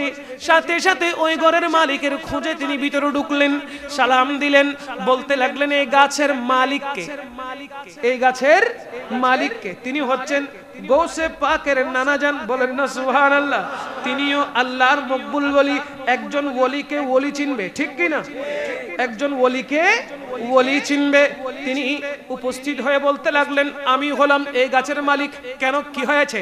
আবু সালেহ মুসা জঙ্গি দোস্ত রাহমাতুল্লাহি আলাইহি বলছেন হুজুর আমাকে মাফ করে দিতে হবে, আমি আপনার দরবারে অনেক দূর হাঁটতে হাঁটতে পর্যন্ত এসেছি, আপনি আমাকে ক্ষমা করুন। বলে কেন, কি দোষ করেছো? এই গাছের ফল সমুদ্র দিয়ে নদী দিয়ে ভাসতে ভাসতে যাচ্ছিল, আমি এই ফলটা আপনার অর্ডার ছাড়া, হুকুম ছাড়া, অনুমতি ছাড়া এই ফলটা আমি খেয়ে ফেলেছি। আমার এখন ইবাদত করে শান্তি লাগছে না, আপনি আমাকে ক্ষমা করে দিলে আমি ইবাদত করে শান্তি পাবো। তখন তিনি ভাবলেন এই মানুষ তো কোনো সাধারণ মানুষ হতে পারে, এই মানুষটা কোনো সাধারণ মানুষ হতে পারে না, কোনো সাধারণ মানুষ হতে পারে না। তিনি বললেন ততক্ষণ আমি এখানে থাকবো, এখান থেকে যাব না, খেদমত দিয়ে যাব, যা দরকার তা দিয়ে যাব। কারণ আমার ভয় হচ্ছে আল্লাহকে নিয়ে, দুনিয়া নিয়ে আমার কোনো ভয়। এখন আমরা দুনিয়া নিয়ে চিন্তা করি, পরকাল নিয়ে ভুলে যাই, ঠিক কিনা? অথচ আল্লাহর ওলিদের ব্যাপারে আল্লাহ কোরআনে বলেছেন তাদের নাই কোনো দুনিয়ার ভয় আছে না আখিরাতে কোনো সংশয় আছে। তারপরে মকবুল ওলিগণ দুনিয়াকে লাথি মেরে দুনিয়ার চিন্তা না করে পরকালের চিন্তা করে। কথা বলেন ঠিক কিনা? হযরত আবু সালেহ মুসা জঙ্গি দোস্ত 12 বছর খেদমত করলেন। 12 বছর পরে বলছেন এখন কি আমি ওই আপেলের ক্ষমা কি পাবো? তিনি বলতেছেন না, আরেকটা শর্ত আছে। কেন লাগে স্যার? আরেকটা শর্ত আছে। বলে কি শর্ত? আমার একটা মেয়ে আছে, যে মেয়ের বয়স 59 বছর। কত বছর? 59 বছর। 60 বছরে পড়বে। কি ছোট না? নাকি মহিলা? আমার ঘরে আমার মেয়ে আছে, যার বয়স 59 পার হতে চললো 60-এর মধ্যে। ওই মেয়ে চোখে দেখে না, অন্ধ। ওই মেয়ে খোড়া, হাঁটতে জানে না। ওই মেয়ে বোবা, কথা বলতে জানে না। এমন মেয়েকে বিয়ে করতে হবে, তারপর তোমার ক্ষমা। চিন্তা করলেন যদি বিয়ে করেই ফেললাম, আল্লাহর পাকড়াও থেকে তো বেঁচে যাব, আমার কাছ থেকে তো আর এই আপেল খাওয়ার তোহমত থাকবে না। রাজি হয়ে গেলাম, ঠিক আছে আমি রাজি হয়ে গেলাম। এবার বিয়ে শাদী হয়ে গেল। বাসর ঘরে প্রবেশ করলেন হযরতে খাজা আবু সালেহ মুসা জঙ্গি দোস্ত। যখন বাসর ঘরে প্রবেশ করলেন, ওনার সহধর্মিনীকে দেখে হতভম্ব হয়ে গেলেন। হায় হায়, কি বলে? তিনি নাকি কালো কুৎসিত, এত সুন্দর রমণী। বলেন সুবহান। চৌকি থেকে নেমে এসে, পালঙ্ক থেকে নেমে এসে যখন হাঁটা আরম্ভ করলেন, আবু সালেহ মুসা জঙ্গি দোস্ত অবাক হয়ে গেলেন। আরে তুমি হাঁটছো কেমনে? তোমাকে তো খোড়া বলা হয়েছিল। বলে আমি খোড়া নই। সালাম যখন দিচ্ছেন আরো অবাক হয়ে গেলেন, তোমাকে তো বোবা বলা হয়েছে। তুমি চোখে দেখো না বলা হয়েছে, এখন তুমি চোখেও দেখো, কথাও বলো, হাঁটতেও পারো। কত অপরূপ তোমার দেহ, তোমার চেহারা কত সুন্দর। তিনি চিন্তা করলেন মনে হয় আমি ভুল রুমে চলে এসেছি, দৌড় দিয়ে পালাই গেলেন বাসর ঘর থেকে। বলেন না সুবহানাল্লাহ। আবু সালেহ মুসা জঙ্গি দোস্তের শ্বশুর বলছে, বাবা তুমি কই যাও পালিয়ে? বলে বাবা আপনি বলেছেন আপনার মেয়ে দেখে না, কানে শুনে না, হাঁটতে পারে না, খোড়া, চেহারা মন্দা। এখন আমি দেখলাম এত সুন্দর রমণী, কথা বলতে পারে, চোখে দেখে হাঁটতে পারে, আপনি এটা কেন বললেন? তখন আবু সালেহ মুসা জঙ্গি দোস্ত রহমতুল্লাহি আলাইহির শ্বশুর আব্বাজান চোখের পানি ছেড়ে দিয়ে বলছে, বলে বাবা রে, এটাই আমার মেয়ে, যে মেয়ে কখনো সূর্যের আলোয় ঘর থেকে বের হয় না। এটাই আমার মেয়ে, যে কখনো কোনোদিন পর পুরুষের সাথে কথা বলে না। এটাই আমার মেয়ে, যে কোনোদিন ঘরের বাহিরে কোনো পুরুষকে দেখে নাই। এটাই আমার মেয়ে, ঘর থেকে কোনোদিন সে হেঁটে বাহিরে বের হয় নাই। চিৎকার দিয়ে বলেন না সুবহানাল্লাহ। 100-তে 100% পর্দা করেছেন আমার গৌস পাকের আম্মাজান। আহা, আমার গৌস পাকের আব্বাজান কেমন, আমার গৌস পাকের আম্মাজান কেমন। ওনাদের মধ্য থেকে আল্লাহ পীরানে পীর দস্তগীরকে দুনিয়ায় পাঠিয়ে দিয়েছেন। এখনো পর্যন্ত আল্লাহর মকবুল বলি দুনিয়াতে আসার সুযোগ আছে না নাই? নবুয়তের দরওয়াজা বন্ধ হলেও ভিলায়তের দরওয়াজা কিয়ামত পর্যন্ত খোলা থাকবে। কথা বলেন ঠিক কি না? এখন আমার প্রশ্ন হলো, কেন ওলি আসতেছে না? আল্লাহর বন্ধু কেন দুনিয়ায় আসছে না? কারণ কি? কারণ হলো একটাই, আমরা পর্দা করা ভুলে গেছি, মিথ্যা বলা শুরু করেছি। ঠিক কি না? মহিলারা পর্দা করে না, নামাজ পড়ে না, মহিলারা ইবাদত বন্দেগী করে না। প্রেগন্যান্ট হওয়ার পরে, গর্ভবতী হওয়ার পরে সময় পার করে টেলিভিশন দেখতে দেখতে। গর্ভবতী হওয়ার পরে স্মার্টফোন নিয়ে সময় পার করে মোবাইল টিপতে টিপতে। কথা বলেন ঠিক কিনা? নামাজের সময় চলে যায়, নামাজের খবর নাই, কোরআনের পাকের তেলাওয়াতের খবর নাই। রমাদানুল মুবারকের রোজা চলে যায়, বাহানা ধরে আমি পেটের জন্য পারছি না। কথা বলেন না ঠিক নেবে ঠিক? পর পুরুষের সামনে যায়, হাঁটতে হাঁটতে এদিক সেদিক হাঁটে, পেট নিয়ে নিয়ে ঘুরে। সেই কারণে এখন ওলি দুনিয়াতে আসতেছে না। কথা বলেন না ঠিক কিনা? যদি রমণীরা 5 ওয়াক্ত নামাজ পড়তো, কোরআনে পাকের তেলাওয়াত করতো, হায় হায় হায়, আমি গৌস পাকের কি তারিফ করব, গৌস পাকের আম্মাজান আব্বাজানের কি তারিফ, কি প্রশংসা করব। গৌস পাক যখন আম্মাজানের শাকামে পাকে ছিলেন তখন ওনার বয়স ছিল 60 বছর। জোরে বলেন না সুবহানাল্লাহ। গৌস পাক যখন দুনিয়াতে আসতেছিলেন তখন আম্মাজান যে কোরআনে পাকের তেলাওয়াত করতো, ওই তেলাওয়াতটা গৌস পাক গর্ভের ভিতরে থাকাকালীন আম্মাজান থেকে শুনতে শুনতে মুখস্থ করে ফেলেছিল। জোরে বলেন না সুবহানাল্লাহ। এখনো মকবুল বলে দুনিয়াতে আসার সুযোগ আছে না নাই? আমাদের চরিত্র পরিবর্তন করতে হবে। আমাদের অভ্যাস পরিবর্তন করতে হবে। মনে রাখবেন, যে মানুষ পাখির সাথে ঘুমায় এবং পাখির সাথে জাগ্রত হয়, সেই মানুষ কখনো অসুস্থ হবে। আমরা ঘুমোতে ঘুমোতে 1টা 2টা বেজে যায়, ঠিক না? খাবার গ্রহণ করার পরে শুয়ে যায়, অথচ খাবার শেষ করতে হবে 7টা থেকে 8টার ভিতরে। রাতের খাবার শেষ করতে হবে 7টা থেকে 8টার ভিতরে। খাবার শেষ, ইশারের নামাজ পড়বেন, আগে খেয়ে ফেলবেন, তারপর ইশারের নামাজ পড়বেন। ইশারের নামাজ পড়ার পরে দরুদ শরীফ থাকলে, জিকির আজকার থাকলে সেইগুলো করে 9টার ভিতর আপনি ঘুমিয়ে যাবেন।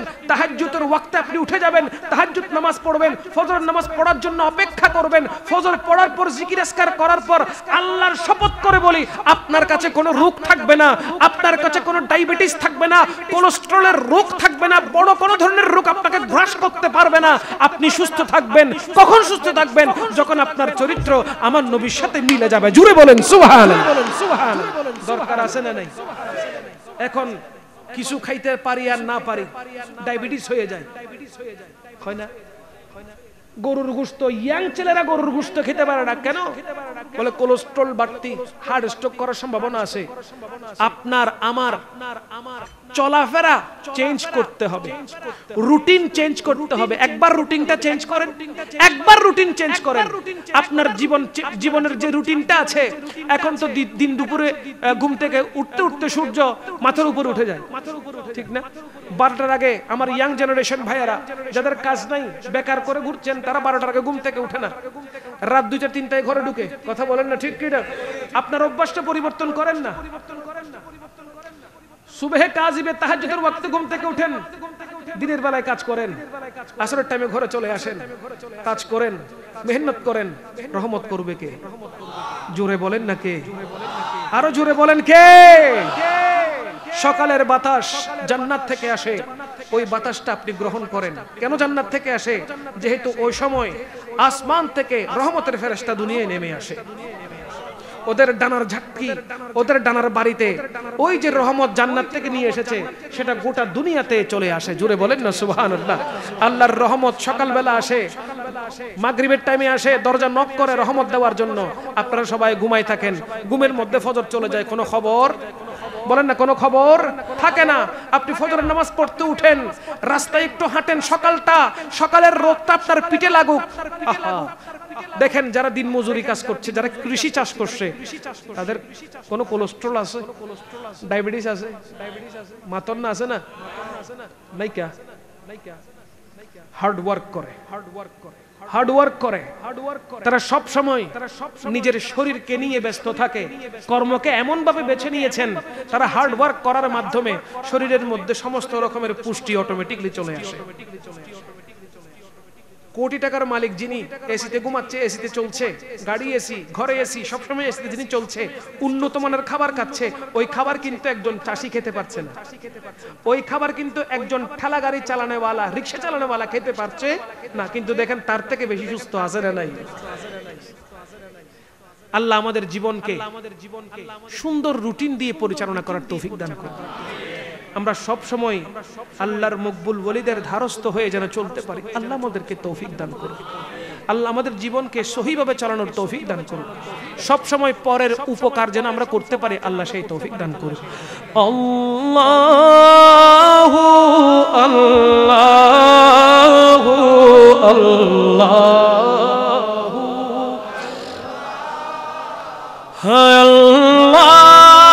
আল্লাহু আল্লাহু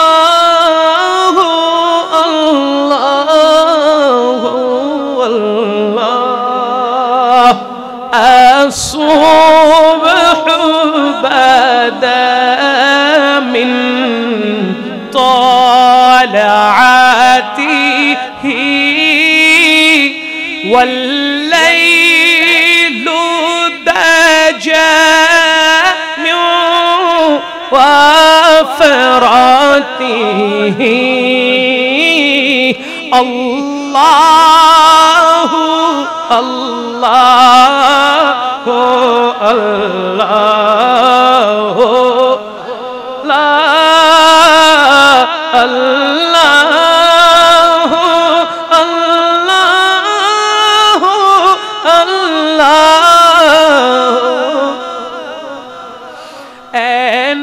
नूरे सहर चेहरे से तेरे